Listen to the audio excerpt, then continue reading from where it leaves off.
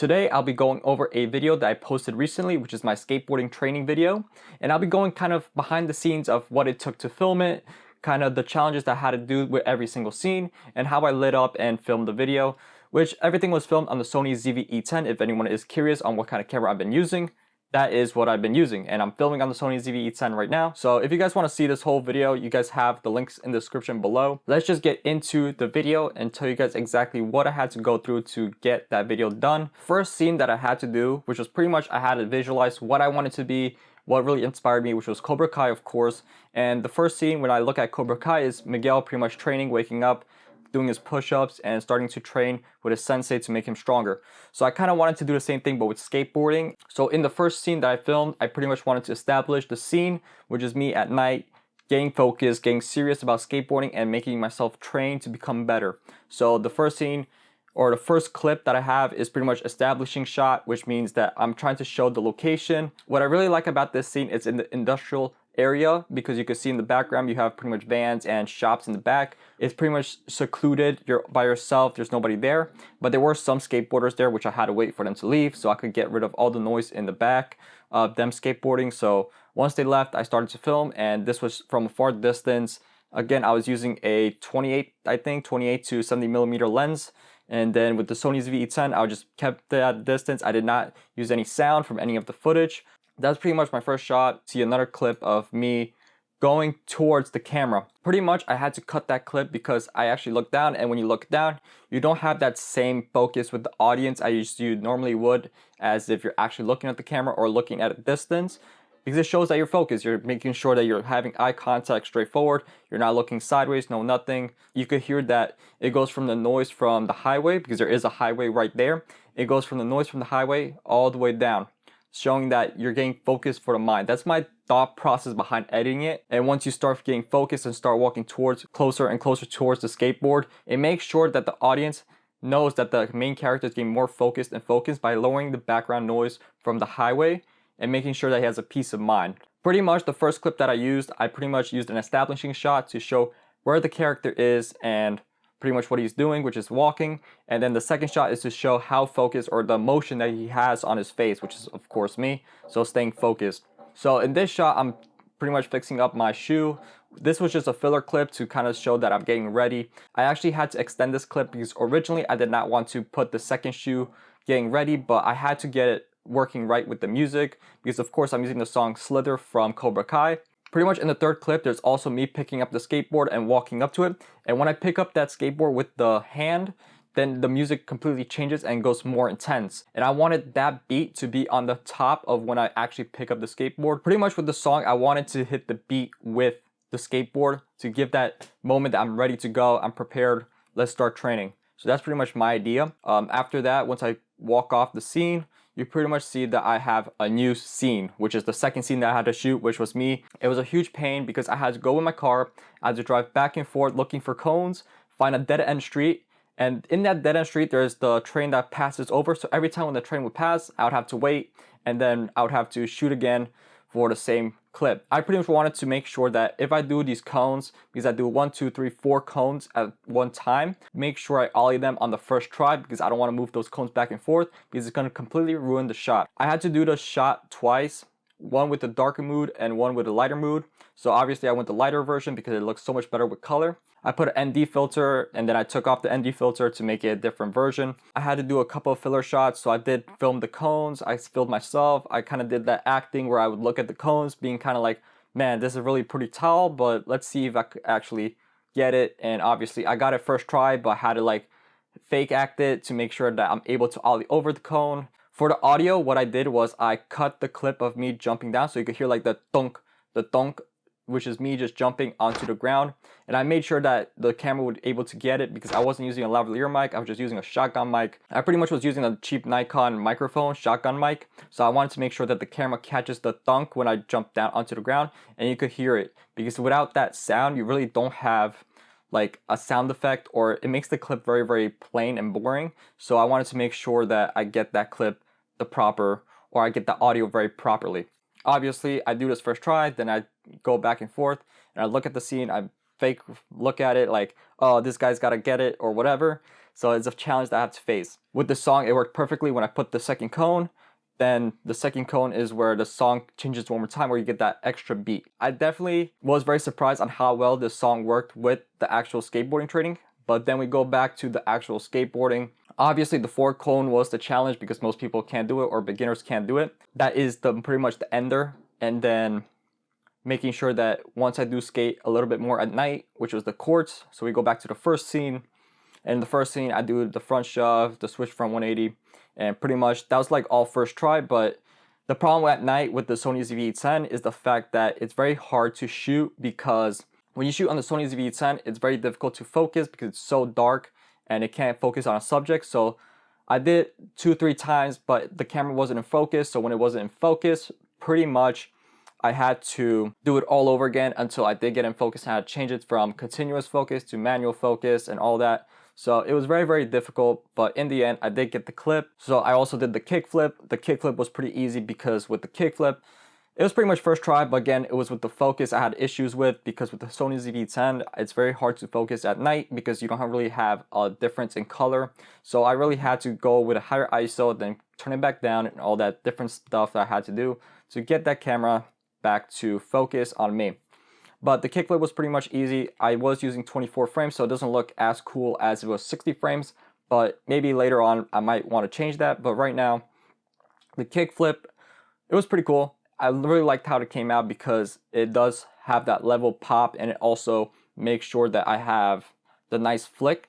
So pretty cool. I think it's a little bit too blurry for the frames. Like I said, I wish it was 60 frames, maybe slow it down, but in the end, I really couldn't. So the next trick that we work on is the nollie 360, which is very difficult because you pretty much want to just scoop it instead of popping it. It makes it a lot more easier. But in this clip, I wanted to make sure I pop the hell out of this trick, which was very, very hard for me to do because obviously it's just easier to scoop. I try to make the nollie 360 a challenge for the skateboarder, which is me.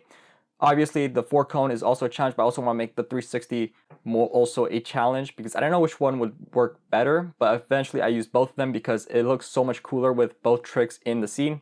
Some people like flat ground, some people like cones, whatever the scene might be. In the next clip that I use, I obviously lay down. I actually don't like these clips because if you actually look much more closer, you can see that my camera doesn't focus on me, it focuses on the background, and that really makes it much more worse for me because I wanted the focus to be on me because I'm the skateboarder who's having this challenge and making sure that I pick up my skateboard and don't give up. What I really like about this scene is pretty much these clips worked perfectly. So you pretty much see me walk up to the skateboard and then walk away, and it was, I don't know how I did this, but it was just perfect. You make sure I pick up the skateboard. Once I pick up the skateboard, then I just walk away and it works perfect. I don't know how I did it. Like I said, it's one of my best accomplishments in the scene because I made it so seamless transitions. What I really like about that clip of me laying down is it was all in focus. You could really see the colors, you could see the shadows. I really like how I color graded it. It was really cool. It was one of my best transitions from me going up, looking at the skateboard, then from the skateboard, picking it up, then going from another shot, me walking away off the frame. The next clip that I have is obviously from the second scene, which is me ollieing the 4 cones, and obviously I wanted to make this more of a challenge. I ollied the 4 cone and I completed the challenge, and then I wanted to go back to the night skating, which I finally did the nollie 360, popped and leveled out, and it looks so much better than the other 3 that I did. And that was actually done right after I picked up my head and actually picked up my whole body to do the nollie 360. So it kind of gave me that motivation of being like, all right, I got to do it right now. So I'm going to do it. And it was like right back to back. I picked up my board, I walked off, and then once I walked off, I did the nollie 360. Everything was pretty much back to back. So it made it so much easier for me to film and edit it because it's just like one clip. So it was so much easier. Now, pretty much I was 2/3 done with the whole scene. I could have ended it right there, but the song kept playing. So I probably had like 40 seconds more of the song that I had to do. So I had to get more creative. So I went to my local park, and what I did was I wanted to do another establishing shot. It was like 2 o'clock in the afternoon, and I pretty much wanted to get an establishing shot just like I did before with skateboarding to show that I'm training in the morning to make sure that I'm working all day and night. Pretty much I was on a skateboard, I was rolling with my camera. I was trying to use my gimbal, but I couldn't set up my gimbal in time. So I was just like, got my tripod and started filming from the side. And once I started filming from the side, and once I would lean down to the grass, that would be it. And then for when I was starting to push with my skateboard, that's when I went from the grass to my skateboard to start pushing to give that transition. I did this like 5-6 times, but it was a pretty much easy transition. Pretty much I can't even tell where the transition starts or ends because it's so good, and I really liked it because it really does work with the song. Like I said, there was pretty much people running in the background and pretty much playing soccer in the background, which made it a hard challenge because I didn't want people in the background because it could completely mess up the whole transition, or it could mess up the scene of the mood that you're supposed to be in because the skateboarder is the focus. I had to get that timing for when I go towards the camera, and then I had to transition to when I was pushing, which this is where I froze my nuts off because I had to pretty much wait there every 30 minutes, and it was like 30 degrees out, something like that, and I had to keep pushing. And I was only with a hoodie. I was with a Nike little thin hoodie, and I had to keep pushing and pushing, and I had to wait 30 minutes. And once I was waiting that 30 minutes, I had to put a coat on. Then I was like freeze, and then I would have to go back and push again.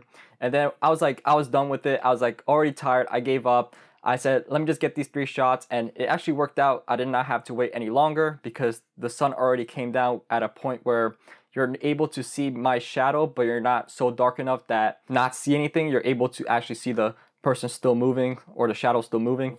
Me pushing in the morning and then me pushing at night and showing that I'm very dedicated to skateboarding, and that's the emotion I wanted to give the audience. I made a whole vlog for the last clip, which is me doing the front shove down the 6th stair at Forest Park, and I made a whole vlog for Rumble to see how it compares to YouTube and all this. I have it on Rumble. I'll put a link in the description below. But pretty much I wanted to use that final clip to kind of show the process of finally getting that clip after all the training, all the skateboarding that I did to finally get that last clip. And I won't lie, I did have a huge challenge with this skateboarding trick because it's not just the skateboarding trick, but there was a guy in a van, and he kept playing music every time when I'd go. He played like rock and roll or something. I think he was getting hype. He offered me weed, which I was like, no, I don't smoke.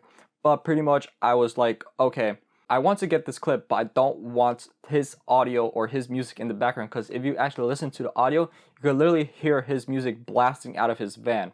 And he was like cool, like he was like, all right, let's go, you got this. I was like, yeah, but I'm not trying to like impress anyone. It's just for me, and I want to make sure that I get this clip for the whole short film, because like I said, if you have a short film and you have background music in the background, you're obviously not going to get the skateboarding. I really wanted to get the skateboarding, the roll up, the gravel, the texture, the feeling, everything. When I was filming for that clip, I think I took like maybe 2 hours with this music and everything, maybe 3, because I had to keep pausing and waiting for him to go away, and then I would go back, and it was freezing. Like I was with that little short thin Nike sweater, and I was freezing, and every time when I would fall, I was like, it hurts so much, but I knew I was able to get it. I did front shoves before downstairs sets, so I was like, I know I could do this. I wanted to get it as quick as possible, but again, it just took time, and there were people always walking back and forth in front of my camera, and there was also some people teaching their sons or daughters how to drive a van. I was like, yo, you're really gonna do that right in front of my camera? There's like a whole lot you could drive in, and you're just gonna do it in front of my camera, always messing up the focus. I was like so paranoid I couldn't stay focused, because if a car passes and my camera goes out of focus, then I won't be able to get the actual clip. So pretty much what I had to do was I just had to commit one time, which was the one time that I landed it. I knew I was gonna get it because every 4 or 5 tries I would do the front shove and then try to stick it.